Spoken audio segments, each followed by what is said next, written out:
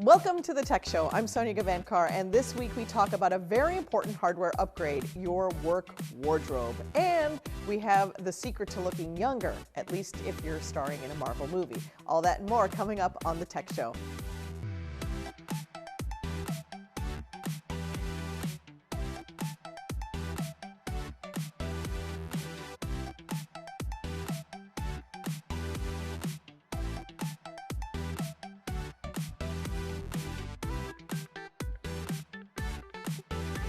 Now it's time for the latest. Move over Brexit, another crisis has hit the UK. A startup company in the UK developed a new downward tilting toilet meant to make employees so uncomfortable in the loo that they take care of business quicker. The standard toilet is sloped about 13 degrees forward to increase strain on the leg, making it painful to sit on for longer than 5 minutes. Mahabir Gill, founder of the company, told Wired. Gill told the magazine anything higher than that would cause a wider problem. 13 degrees is not too inconvenient, but you'd soon want to get off the seat quite quickly. The porcelain throne isn't meant to be a torture device, Gill said, claiming health benefits like improved posture. Still, the primary purpose is to promote brief relief, cutting down the time workers spend on their phones and reducing monetary losses. The company is in talks to distribute its product to train stations, bars, shopping malls, and offices. These alleged non-torture devices retail from $200 to $650. The tech-centric Bay Area has seen an automized restaurant scene in recent years. The idea is that robots could be used to fill repetition-heavy positions that require hours of nonstop work, like line cooking. That could then free up human employees to provide higher quality customer service. Labor costs and subsequently menu prices would be lowered. Tipping would become obsolete. Restaurants would be more heavily invested in higher quality ingredients, and profits would increase for businesses and its owners in the process, or at least that's the theory. The city's millennial workforce is busy, which makes a quick, automated culinary experience appealing. A harshly visible wealth divide, low wages, and housing crunch also spell a labor shortage in the city, a shortage that could be addressed by placing robots into these roles. And on top of that, venture funding-seeking startups here have long used the streets of San Francisco as an experimental playground, with the city's occupants as their guinea pigs for testing out what could be promising technology. So much so that it's grown into a bit of an issue, with the city considering launching an office specifically designed to regulate emerging tech before companies can throw it into the public spaces. But innovation aside, there are some concerns that automation may result in mass unemployment as robots are developed to fill jobs that humans could occupy.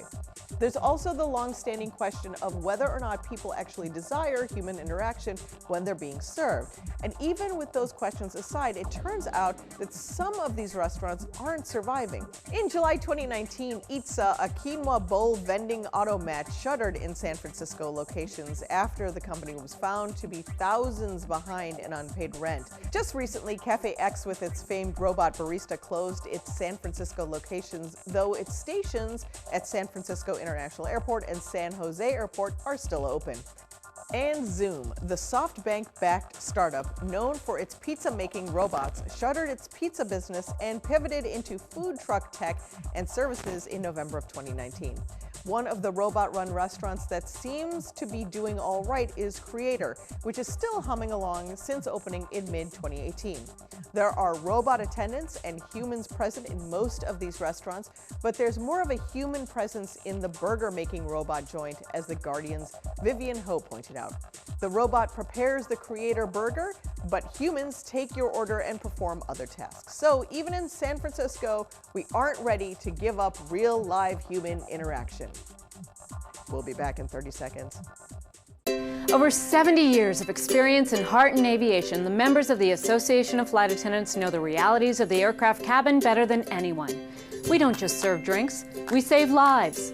We don't just negotiate contracts, we move major policy issues like the smoking ban, no knives on planes, clean water, and safe food on board. The air we breathe matters, and we stop the spraying of poisonous pesticides. The Association of Flight Attendants. Stronger together, better together. Keeping on track with your fitness is even easier in 2020 with these innovations in fit tech. Wearable company Huami and Studio teamed up to create a home workout center that aims to bring the best of high-tech fitness platforms and gear into one package. Pair a 43-inch smart screen with a front-facing 3D camera and a Lux treadmill for an on-demand class for categories like treadmill, sculpt, stretch, and yoga.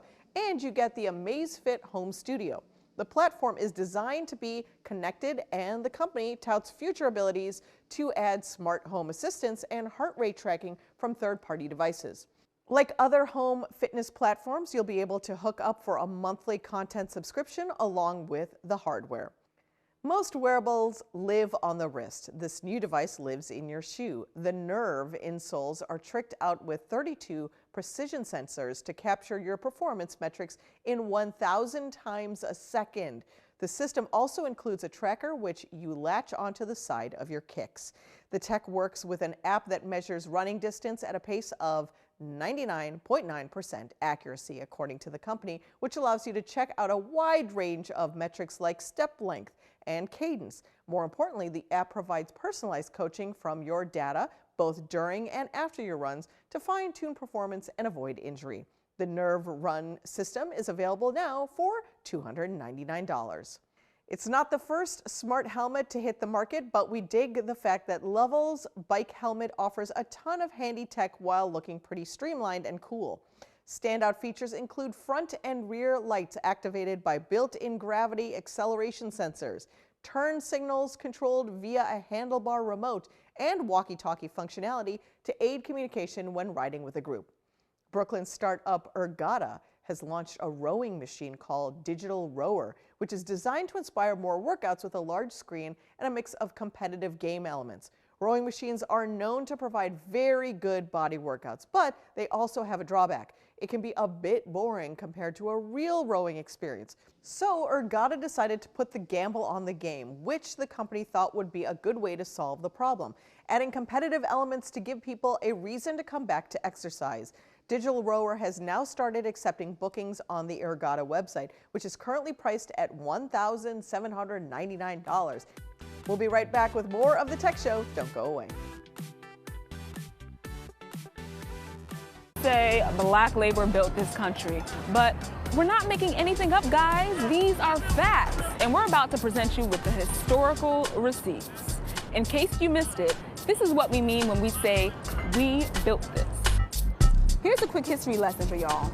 The first slaves were brought to the U.S. in 1619. Their job was simple: to make white settlers money. Slaves grew tobacco, rice, and indigo on the plantations of the southern coast. Now fast forward to the late 18th century, cotton was king, and the U.S. was making stacks of cash on it, especially with all that free labor. Over 600 million, or just about half of the country's economic activity in 1836 came directly or indirectly from cotton. Cotton-producing slaves were just 6% of the population, but created almost half of 1 year's economic activity. We spoke with Professor Edward Baptist, the author of The Half Has Never Been Told. That 6% figure is specifically the enslaved Africans and African Americans who were in the cotton-producing regions. We're looking at like South Carolina, Georgia, Mississippi, Alabama, Louisiana. Talk about being critical to a nation's economy. I guess you can imagine some sort of science fiction world where this didn't happen, but this is what did happen. Slave labor built the U.S. And their contributions weren't limited to the South. A little bit north in D.C., there's the White House. We built that. I wake up every morning in a house that was built by slaves. If you doubt our forever First Lady's words, the White House Historical Association spells it out pretty plainly.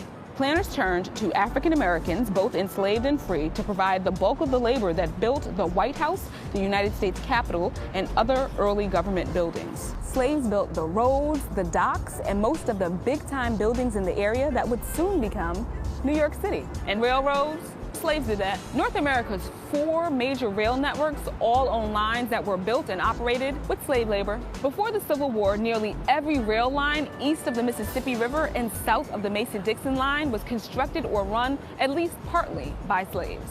You know what else we built? What about that great American music genre? Yes, rock and roll.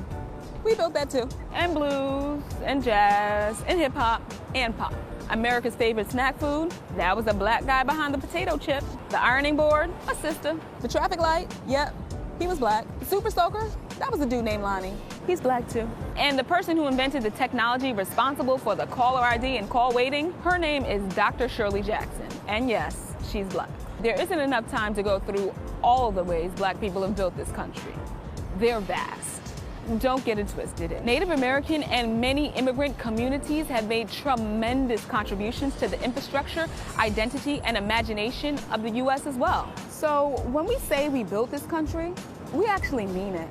Welcome back to the Tech Show. We're going beyond the smartwatch in the roaring 2020s with wearable tech for the office. Rebecca Pales-Friedman, author of The Smart Textiles for Designers, Inventing the Future of Fabrics, says in the future of work fashion, data is the new black. The clothes we wear to work will be sensor embedded and connected, monitoring stress levels, reminding us of appointments, alerting us and others when there's important work to be done, and much more. Much of this technology already exists in apparel used in the military, medicine, and sports. Blue-collar and white-collar workplaces are the next frontier. Launched in 2017, Google's Jacquard platform allows manufacturers to place a small Bluetooth-enabled tag which connects to an app in clothing, backpacks, shoes, and more. A combination of specifically developed threads, embedded electronics, and software allows the wearer to tap, swipe, or hold an area of the garment to read and respond to messages and receive notifications. Levi's brand already uses the technology in a $198 denim trucker jacket. Ivan Poparev, Google's director of engineering and inventor of the Jacquard, envisions future applications for business attire. You can check stock prices, he says, or blinking LEDs could notify the wearer that it's time to get to a meeting and provide directions to the conference room.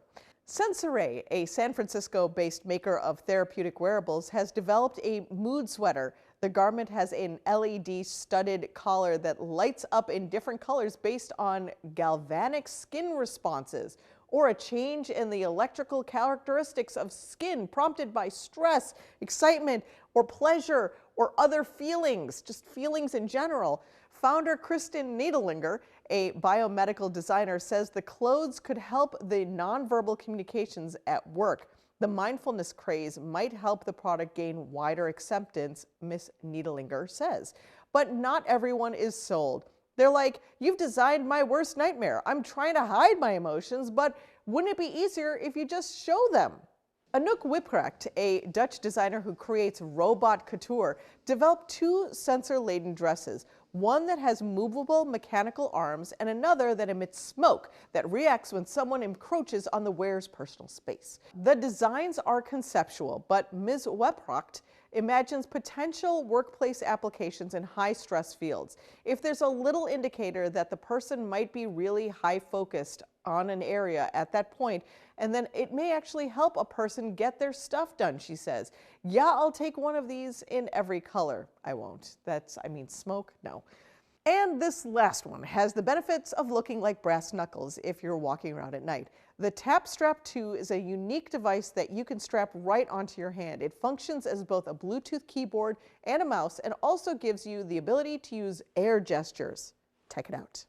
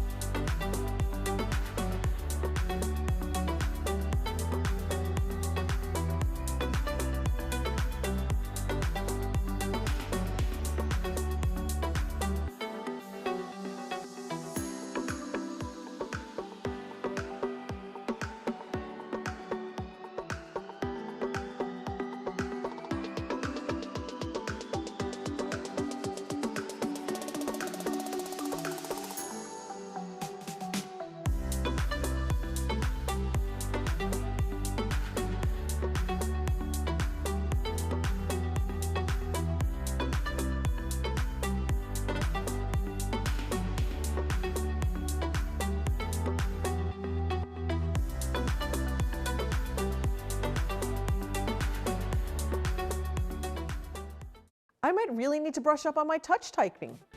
We'll be back with more of the Tech Show in just a minute. Smoke.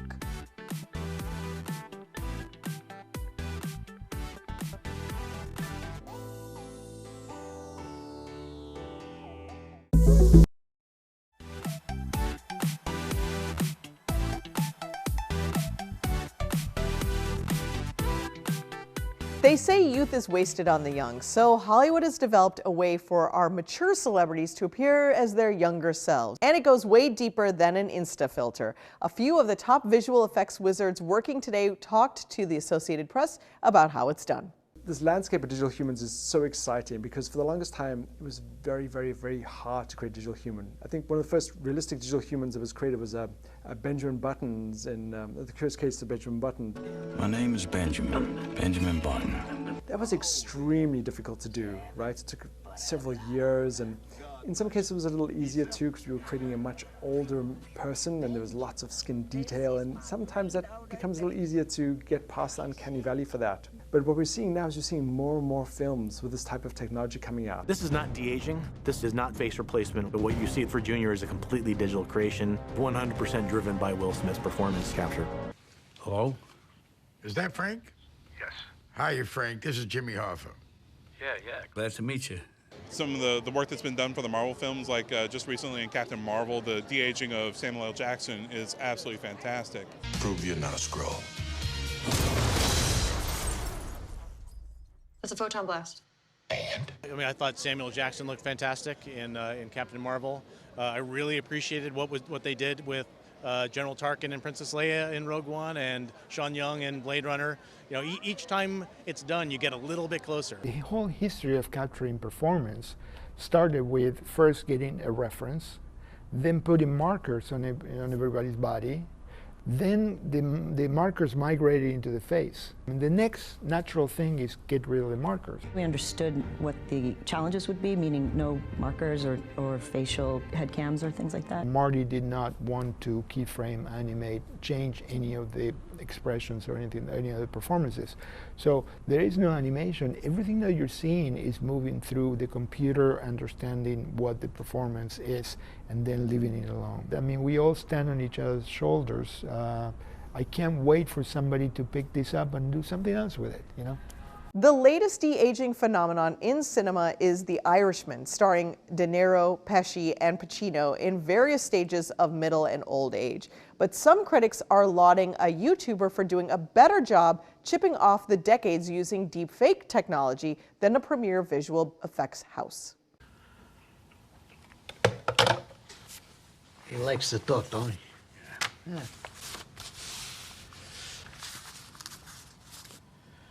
Thought I was talking to General Patton. Oh, yeah, that's right. The timing chain. Yeah. Did you get it fixed? I fixed it the next day, yeah. Oh, boy. He left the hospital in Dallas, but we do not know. Expect them to take care of it themselves. I don't need two roads coming back to me. Sorry? Are you looking at my ears? Your ears? No. What do you think? I don't know what to say, Jimmy. I just say you do it. That's all you gotta say. Because I can guarantee you're gonna win. When you run for president of 326, you're gonna win. I guarantee you. Yeah, okay, yeah, I'll do it, yeah. Solidarity! Solidarity! Solidarity!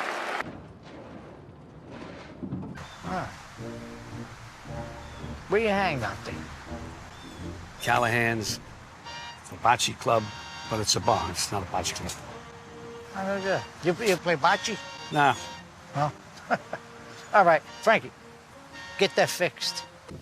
What are you doing in Delaware? Bombing out a laundry place.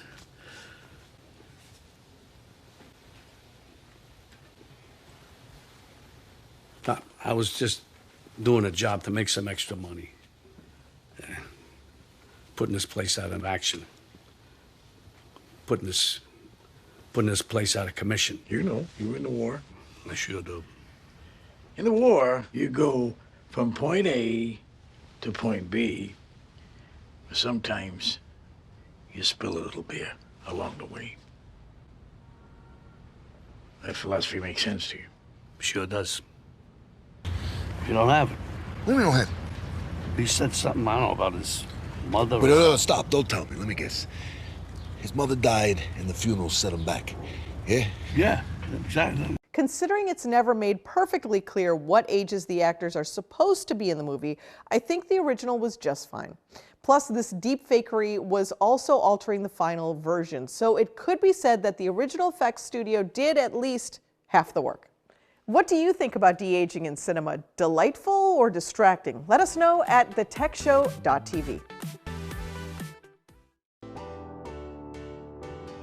Now it's time for Take My Money, where this week we have the perfect app for people who immediately forget names.